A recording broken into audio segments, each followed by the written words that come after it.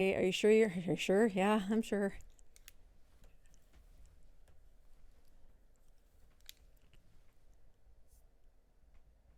All right, I think we are live. Hi, everybody. This is Sunday night, and I'm Dr. Boz. We are here again talking about ketones, and we have a super exciting night tonight. I am not only live today on YouTube, but I've got some new tools that I'm trying to use, so I'm going to ask for as much forgiveness as I can as I look at the different ways that this can go live. So if you're new to my channel, please give that, give us a thumbs up, give us a subscribe. We have a big announcement tonight that the numbers for our video are about to be 100,000 on the ticker. So I'm going to show you a live countdown. Right now we're at 99,742. And we think that while we're doing our consult tonight on Sunday night with Lachlan, that we are probably going to hit the 100,000 mark. Look at that go. There goes another one.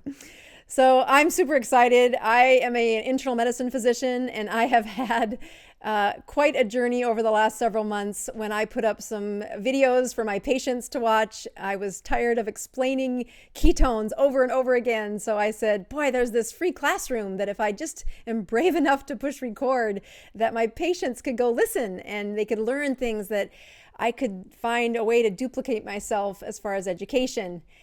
Boy, in October, that took off like a shot. And I think at that time I might have had 20,000 subscribers. But as we sit here today, we are about to hit 100,000 subscribers. And my kids never thought I was so cool until I said that 100,000 subscribers by your mom on YouTube turns out to be currency if you've got teenagers at home. So I just want to say thank you to everybody that has subscribed and found value in what I'm doing. I love teaching. You can't hang out with me or see my work without seeing this incredible love for educating my patients, my community students, medical students, all the way down to middle schoolers I give lectures to. It is my passion. So thank you for joining me on this journey. I have some big announcements that we are going to go through before we bring Lachlan on. I also have this nice handy dandy little live chat that I'm going to try and answer better questions going forward. But wanted to do a couple things in the area of announcements. And one of them is, we'll see if I can get this to work. Here we go. This is the Metabolic Health Summit that's coming up. And the Metabolic Health Summit is my favorite conference. It has actually been marked as sold out for this year. It starts this Thursday, Friday, Saturday, and Sunday. So if you are not interested in the Super Bowl, you can still tune in on Sunday. But for Thursday, Friday, Saturday, Sunday, some of the greatest scientists studying the ketogenic diet and the metabolism and how it doesn't just have to do with weight loss. Although that's fantastic, it is the power of how can we heal from chronic illnesses. So these heroes, these are my heroes, and part of those heroes have everything to do with how do you educate the doctors on the front lines? How do we get this information from the research benches to the frontline patients? And it's at conferences like this that really do justice. So I have volunteered my time to go out there and to broadcast what I learn. So I'll be giving snippets along the way. It's really important to follow me on Instagram for these. Hashtag MHS 2019 is what we're using to get people to follow the conference, but that will also be using what I do on Instagram. So if you type in Dr. Boz on Instagram, there's a few of them, but the one that has Annette Bosworth on it as well is the one you want to click on. And I will be streaming from this conference, showing you the things I learn and just some of the ways that inspire me as a primary care physician to help my patients. So, having said all that, for those of you that are going to be at the conference, please come meet me, introduce yourself to me. I would love to make the connection. This virtual classroom is kind of weird. I am used to having a personal relationship with the people that I teach, but boy, write a book. And when that book is successful, thanks be to God, it is impacting people that I never imagined how much this would be transforming the way I do medicine. So that brings us to Sunday night. So Sunday night is where not only do I start my fasts every week, teaching patients about just the example of what it looks like to do a fast, but also autophagy and having that strange word and what does it mean and why would somebody like me want to do that. So I start fasting on Sundays, and then on Instagram I post my numbers until those numbers reach a goal. For me is a goal of 40 or less. And we're going to do some of that teaching while we bring in our guest that I've been following. This is my patient and my friend, Lachlan. So you can, now she's live on the screen. So hi Lachlan, how you doing? Good, how are you? Great. I hope everybody can hear that. If you're on the live chat, if you could definitely give me a thumbs up that you can see that. I would like to hear if, let's see, I just have my little helper on the side telling me that all the chats are coming in frozen, so I'm trying to figure out what I do about that. While I try to figure that out, I am going to pass the mic over to Lachlan. I've got a couple of things. I want you to introduce yourself again. This is our third live chat, and I would like you to just remind people what I did to entice you to come on, and maybe what was the key that finally, after 2 years of saying, no, really, you should come to my support group on Wednesday mornings. No, honey, you should come. What finally crossed you over the threshold that you were willing to go live on YouTube? Hi, everybody. I am Lachlan. I am 39. I am a hairstylist. I have 2 boys, and I'm a type 1 diabetic. Aha.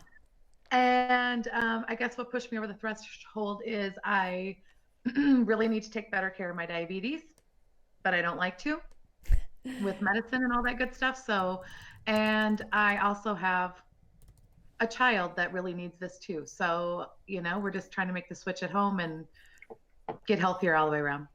That's a big deal. When I look at some of my favorite reasons why you get to the third or fourth year of medical school and doctors need to decide what kind of doctor do you want to be. I remember my friends that became OB-GYN doctors saying, I love taking care of women in pregnancy because they're so willing to change behaviors for their children. And I said, well, I don't think that just stops when you do, when you're pregnant. I think that you can use some of those motivating behaviors all the way through their life. And, it was one of the things that you and I talked about saying, you know what, I've got 3 kids and boy, when I start using their tools of what matters to them to help change behavior, I feel like the best parent in the whole world. Like, okay, I moved their cheese. I got them to do what I wanted them to do without an argument and without a fight. Yeah, go mom, right? So, this past week, I had a lot of folks dialing in saying, hey, what does it mean to be a type 1 diabetic? How can she be type 1 at 32 years old? Or, that you were diagnosed at 32 years old. So why don't you give why don't you give the whole world a yeah, well, 100,000. Let me just peek at it. So we're at 99,746. We're hoping to get 300 more clicks as you go through this. We'll see. The key I'm asking for you to explain is, what is type 1 diabetes and how could you get diagnosed with it at 32? What's that story? I guess my story is probably like nobody else's because we all have our own stories. But about the same time that I got diagnosed with diabetes, I also went through something where I was like bleeding internally, and they didn't really know what was going on. And I had like the endoscopy, Endoscopy, something yep. like that. And I was bleeding, and the doctor was really adorable. He said, not much, just a teaspoon a day, bloop, but apparently that causes big problems. So I guess what we kind of couldn't figure out what I was allergic to, because there's so many things. I wasn't any of the like, is it like 26 or 28 most common allergies? None of them were that. So basically, in my mind, and maybe I don't know if you agree or don't agree, I feel like there was something in the foods that I was eating, like whether it's how the overprocessedness of all the foods or whatever it is, something my body didn't like. So I don't know if that played a part in my pancreas saying, peace out, I'm done working. I don't really know why it happens. All I know is it happened, and here I am. Right, yes. So when you first got diagnosed, do you remember how I explained, or maybe one of the there were several doctors trying to figure things out because you were pretty sick. Do you remember how we explained what happens with type 1 diabetes and why they suddenly stopped? Why did your pancreas stop making insulin? Why did my pancreas stop making insulin? I don't know. I don't Don't know the remember? answer to that. No, it's a very common problem, and I'll tell you I had that to focus all my when energy on what do I do now. oh yes, I have this little cartoon that I draw when you look at how does your body respond to excess glucose? I mean, it does give us energy. People say I have some orange juice and I feel a lot better, but in Lachlan's case, her sugar was over 400 when we finally diagnosed you, and it was you'd lost some weight. And then you were really tired. As much as that weight loss, you'd think, oh, look at the energy. She's going to have great energy. The truth is, nope, that did not work out so well. Her energy was really, really sluggish. And in the bigger scheme of things, I remember your explaining a few things, that you had two babies. And when we have children, our bodies are strange. We let this foreign thing grow in us. And I remember when I was taking, the class in medical school, and the professor was describing the baby as a foreign object. I just thought, boy, there's a reason he's in academia. That's a terrible thing to call a baby. It's a foreign object growing in your womb. But he was really trying to set forth this filing system that says, if you look at how your system responds to foreign objects, it will attack it. That's how, when a virus or a bacteria come into your system, your body says, hey, this doesn't match. This is not who we are. And it will attack that foreign object and kill it. So that's where your immune system keeps track of the invaders that come to your system. And over time, that recipe book for all the invaders that are in your body gets bigger and stronger, and you have better immune response to infections. But in your case, your body made a mistake.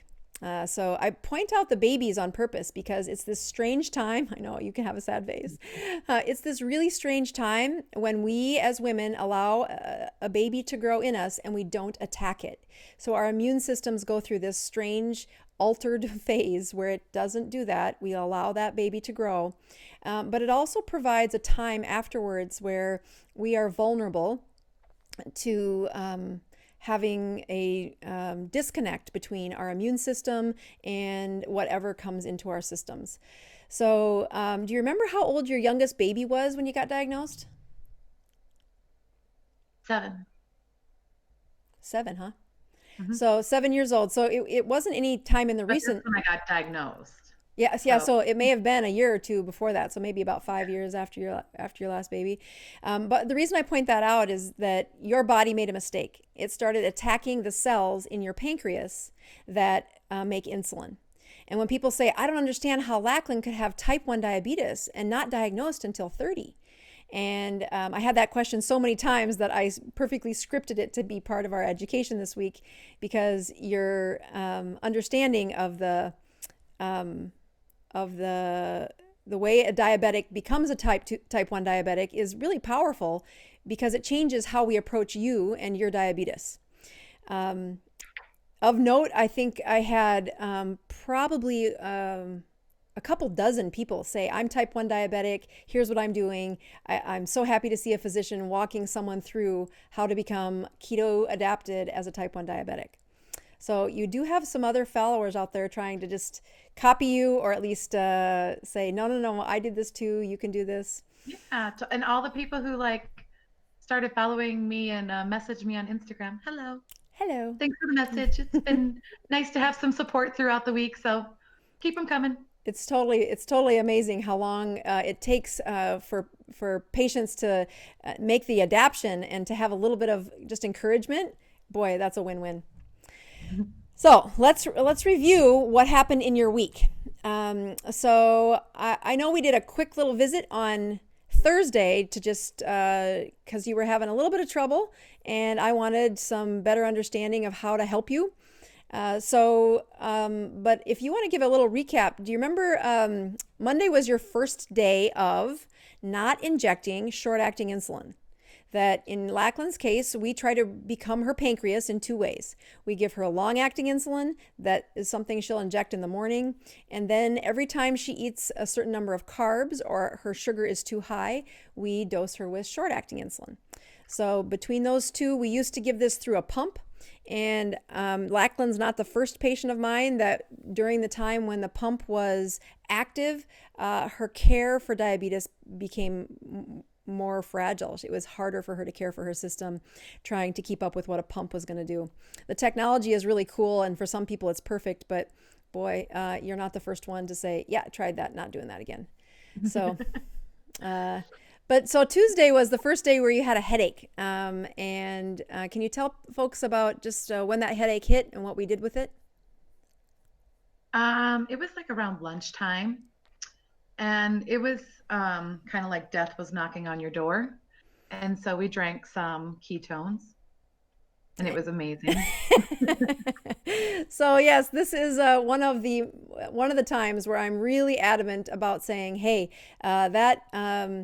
that use of ketones is not for everybody. But in Lachlan's case, we need her body, her mitochondria specifically, to get used to producing ketones.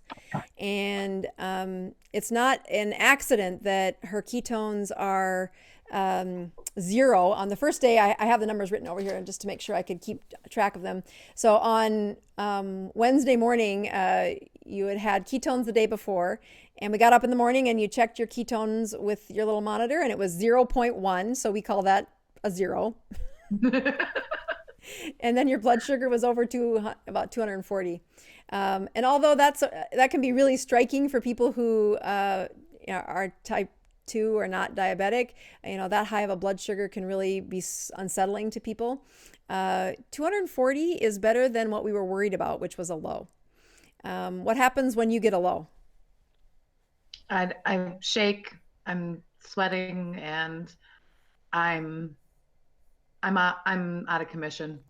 It's awful. I have folks all the time that have had the type 2 diabetics, and you'll see when they go keto, they'll get their blood sugars to drop from in that 140 range down to 100. And they'll just say, oh, I was so shaky. I'm like, yeah, except your body still has that built-in system where it could rescue it with insulin. Lachlan's doesn't. Lachlan's is depending on the doctors and her to keep enough monitoring of that and to be able to rescue her if we need to. It's probably the number one reason why, there were a few people out there saying, oh, it's dangerous for a type 1 diabetic to go keto. So this is our way of saying, Lachlan and I are on a journey, and I am actually thankful she lives in my hometown that I can bust over to her office on a Thursday afternoon and say, hey, we need to go live about what's going on here. So just as a kind of overall for other folks, as we started her out on this, again, we did not want to go low. So her insulin, her long-acting insulin is usually around a 55 units. But Monday we started her at 40.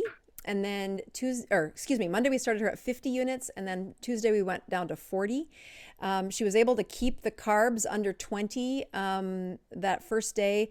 On Wednesday, she goes solid 30 for sure. I'm under 30, and that's great. That's a really good goal for Lachlan. As we got to Thursday morning, so she did really well with the carbs on Wednesday. So good. Yeah, we were like, definitely a high five. And the Hall of Fame of keto. So, and then I had this humongous blood sugar. Right. It was 315. And she's like, what am I doing wrong? And I'm like, no. That's not wrong. First of all, it's accompanied with a ketone level that was at 0.8. And that is step one for us knowing, yes, you're going in the right direction. Don't stop. Hang tight. That blood sugar of 315 says we're going to take your basal insulin back up a little bit. So we went back up to 50. And but we know that the chance that those ketones, that's not an accident. That was the first time your body had made ketones. You were at 0.8. Probably since you've been diagnosed, I bet you were kind of bordering on ketoacidosis when we first diagnosed you. That's how sick you were. But as you got through all the journeys of the last several years, the worst thing that happens in your life is a low. And so your sugars have run pretty high. All right, so let's see. And then we got to, Friday, you said your carbs were somewhere between 20 and 30. And you had a blood sugar that morning of 173. And you had, yes, your ketones were 0.5. And we kept your basal insulin at 50. So do you remember what happened on Friday? You had some games, and then you had some eating out and stuff that.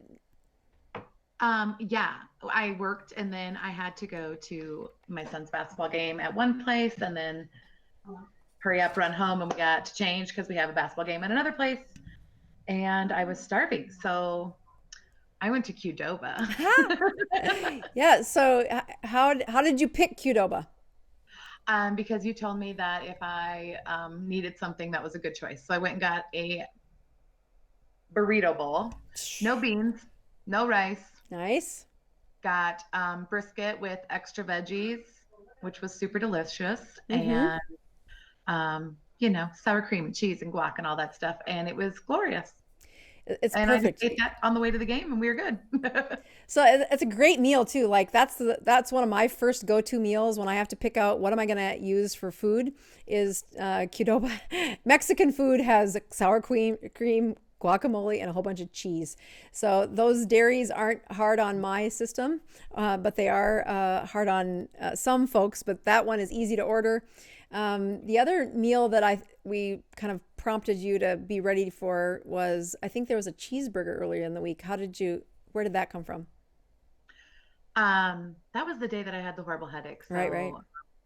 I said, let's have something to make you happy.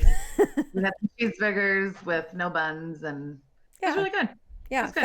Fast food, right? I think it was a drive-through somewhere, right?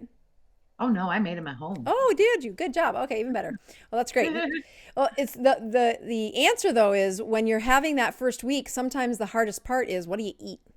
So right. A couple of drive-through sausage patties, drive-through burgers. Those are find a burrito bowl. Hold the beans and rice. So then as we moved into Saturday, I think yesterday's blood sugar was 202 and your ketones were a low. Like you poked your finger. It didn't even register. It said LO. Yeah. Not happening. That does happen. So if you had to look though, is 202, where is that on the range for what you normally have for blood sugars? Good. Yeah, right. So this isn't that far off of where she started. Like I haven't considered myself short acting, so right. That's huge. So that we made it through 6 days. This is day 7 of your ketogenic diet. There was there was one reason you gave yourself a short acting insulin. I think it was on Saturday night. What was that about? It was my birthday a couple weeks ago, and it's my sister's birthday in a couple weeks. So my family and we all went out for hibachi last night, and I didn't want to be rude and tell the chef to not put the big pile of rice on my plate. So then he did, and then it was there, and then it ended up in my mouth somehow. So. Yeah. Okay. Well, yeah. along with one Michelob Ultra Oh, or two. okay. So, uh, and again, that is the whole point of doing this with people who are really going through the journey. That if you say, here's the rules for how do you do a type 1 diabetic, but then you don't slow down, step into their world, say, here's some supplies that you're going to need. You're going to have to check blood ketones. As much as I tell folks, you can't get away with checking blood ketones or with getting urine ketones with most people doing type 2 or anybody who's trying to lose weight. That's a great ketogenic diet. But when you're type 1, you got to start out poking your finger. Speaking of which, do you have your monitor near you? I do. All right. So I'm going to hop over and look at what our subscriber list is while you poke your finger and tell us your numbers. And then we are going to make a plan for Lachlan for the rest of the week. So we are trying to do these consults in about 30 minutes or less. I think, as you can see, the live chat is like not working, so I don't know how to read that without going off the screen, which apparently freezes it for everybody else. So next week I'll have that figured out. Actually, next week I will be at the conference in LA. So I will not be live next Sunday. I will find a time that Lachlan and I get to conference, but it won't be on Sunday. The other, yeah, because look at that. Okay, so we stacked right past 1 and we went right past 2. So hold on, show that up again. That's really cool. So if you look at her ketone level, that is a 2.5. Nice job. All right, so what's that glucose running at? Woo woo. Oh, that's a big deal. That is a really big deal. So I'm not sure what my blood sugar might be, but I can't remember the little emergency that happened. Right. And I can't remember if I gave myself long acting or not today. And when that happens, I just go with I don't give it to myself then because I don't want to overdose. Right. So again, the worst thing in the world happens to me. Right. So these are absolutely the true things that happen on a ketogenic diet that, people say, well, can't you just help them? I'm like, yeah, I can help them. But there is a whole bunch of life that happens when you look at how do we get a ketogenic diet? What's 257. Okay. So that's not terrible. That I didn't give myself it. Yeah. So if you had to guess, do you think you took the long acting? If I had to guess, I'm going to say no. Right. Okay. So I don't feel like I did, but I don't want to double dose. Oh yeah. I mean, that's the dangerous part. I mean, you have two ways that this could go. If we do a long-acting insulin twice, we end up in serious trouble. If you skip it and you don't, yes, your blood sugars are high. Yes, that's incredibly inflammatory on your body, but it's not nearly as devastating as no ketones. So if you take the glucose and you divide by the ketones, so you got 200 and I got to do this on my phone because what did you say the number was? 257. Oh, hold on. Let's see. Okay, so let's do this. Okay, so you got 257 divided by 2.5. Yeah, 102. I should have been able to do that in my head. Sorry, guys. Too many other things going on. So her ratio is 100. That's actually the best ratio we've seen. Now, we did stack the deck a little because about a half an hour before she got on, what did we have you do? I had myself some of this loveliness. Yes, very good. There you go. So again, why are we doing that? This is so important. I had so many people write in about questions about this. So we have you taking that twice a day. And what's the reason? Why are we doing that? What I heard was so I don't feel like crap. Yeah, that's a great thing. So again, Lachlan's coming to us with a really high blood sugar compared to the rest of us. And that's just part of the life of a type 1 diabetic. I mean, it is messy when you get into the lives of people who've struggled with this saying, hey doc, I'd like my life to shape up. I mean, this is just a couple of where her sugars have gone over the last, 10 years. And this whole data point in here where we have no data is when she was on an insulin pump and There was another team member taking care of those data points. But the point of what happens when people have chronic levels of high insulin is their bodies get very inflamed. And so if we say, well, how do we help her? What's the step one? If you were, trying to lose 50 pounds, if you were trying to lose, get into some autophagy, I would tell you to go buy some ketone urine test strips, and I wouldn't say a thing about exogenous ketones.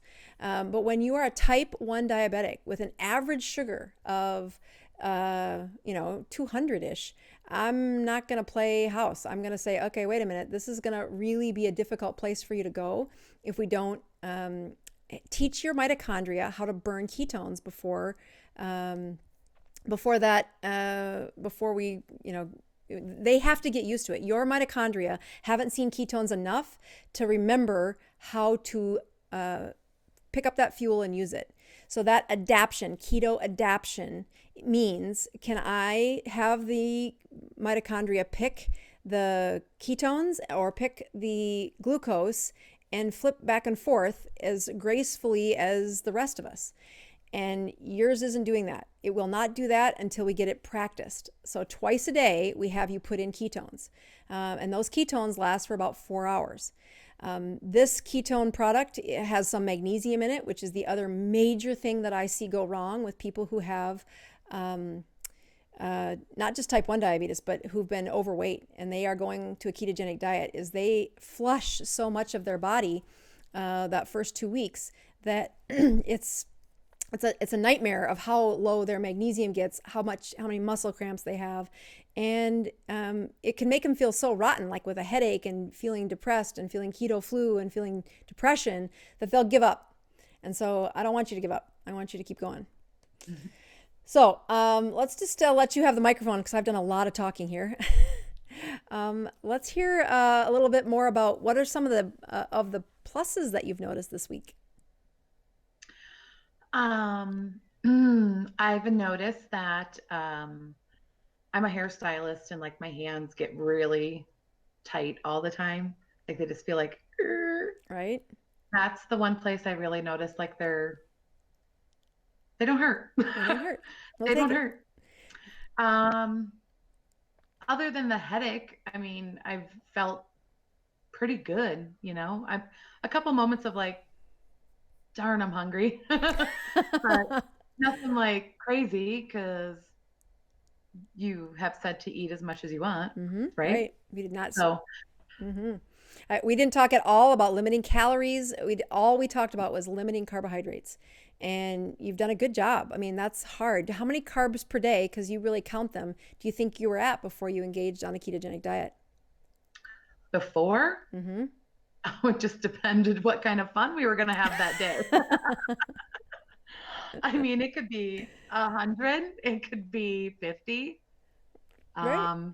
I mean, gosh, if you wanted to have 3 pieces of pizza, watch out now. That's like over 150 grams of carbs, No, it's real. And when you go to do this, when you go from high sugars to a ketogenic diet, not only can it be life-threatening if you don't get the insulin dosed correctly, they feel terrible.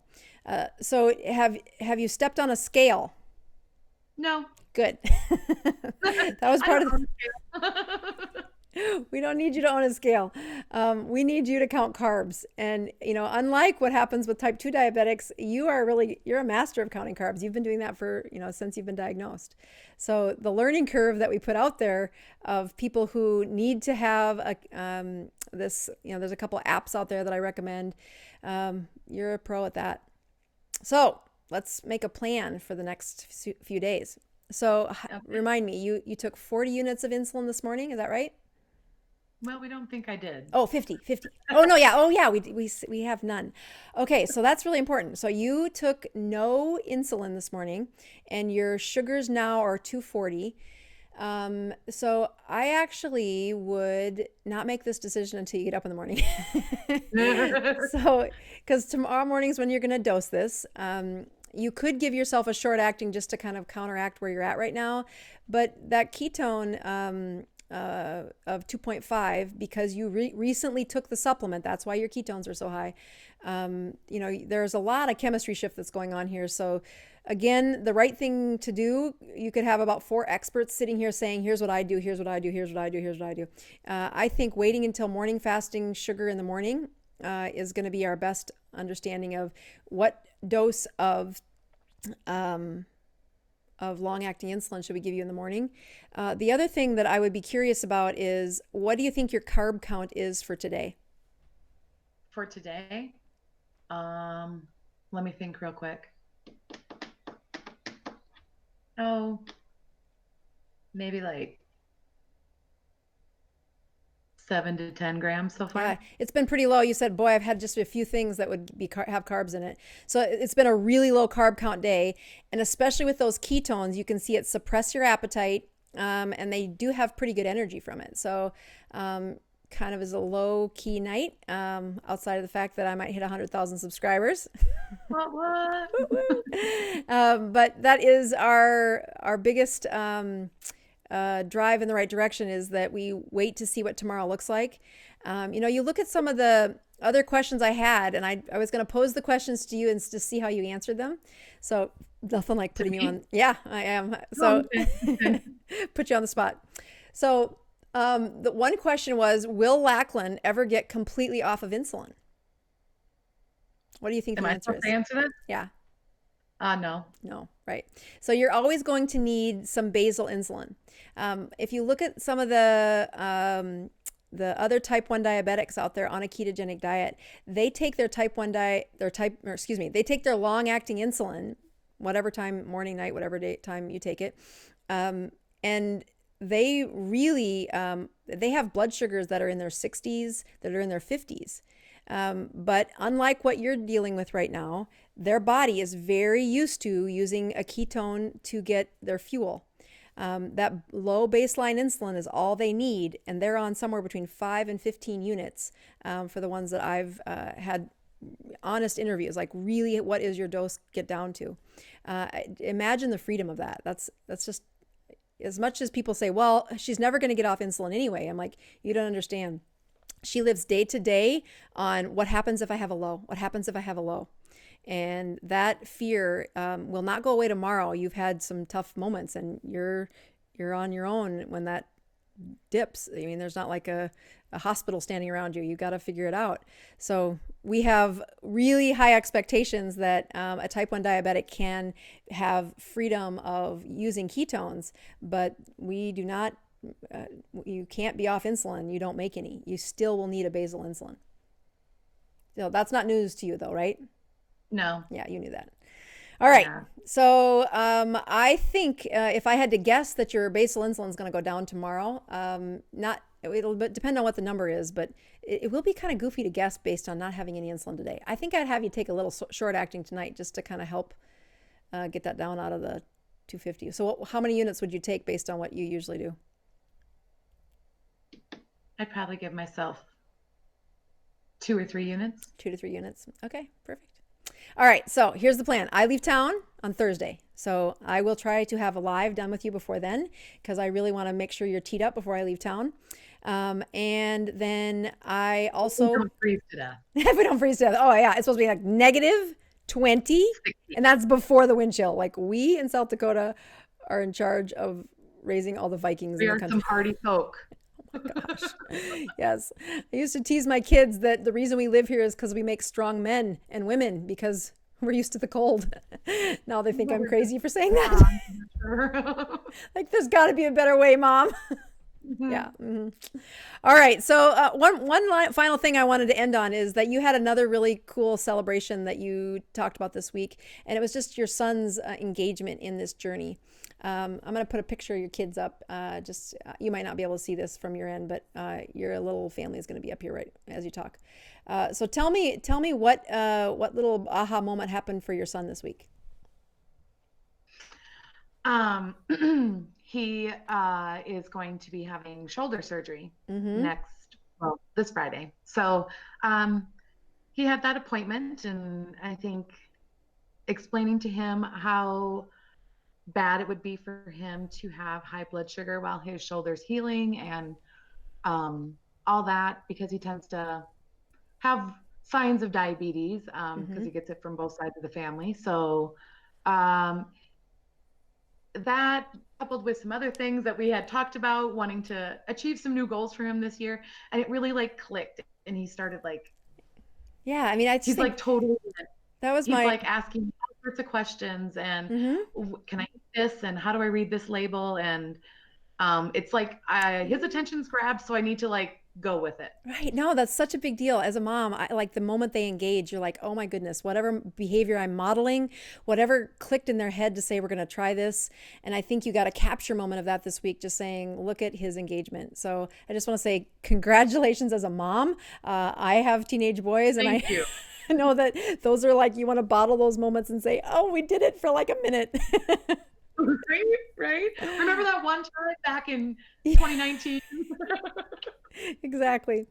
Well, I will be engaging with you before I leave town, and I am obviously always a speed dial away for you.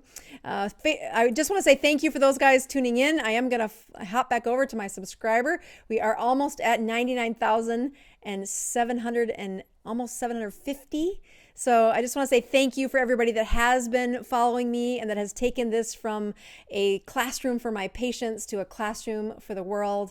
I think this next year of 2019 is going to be powerful for the Dr. Boz team, and we are engaged. We are ready to take on this challenge and say, how do we improve health one ketone at a time?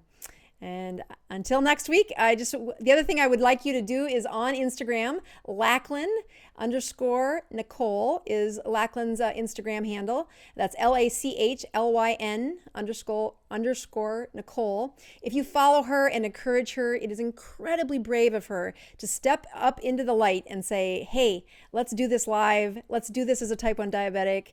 And I'm so thankful for how many people are learning from her experience. So encourage her and tune in next time.